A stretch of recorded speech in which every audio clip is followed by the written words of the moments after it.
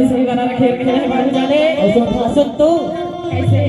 और इसी बीच आगे इसी बीच आप हैं ग्राम बिजडांडी से चल के हमारे राजेश भैया हैं, बिजडांडी से चल के आए हैं। आप एक और से 10 रुपया से अपने भेंट प्रदान किया है। बोले नगर बसैया की जय। और का कही थे वो दीदी सुनना, तई मोरे चंदा सूरज गोंदा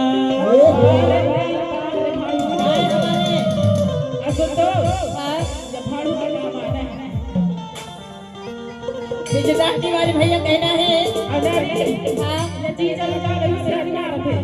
ऐसे नहीं आए सुर पालू कब जो हमारे जो दोस्तों हैं उनकी ओर से 50 रुपए राशि दिया जाता है भगवान से उनकी सभी सफल तमाम हो। और सुना था संतुली सुना हमारे बिजडांडी वाले भैया की रागा है।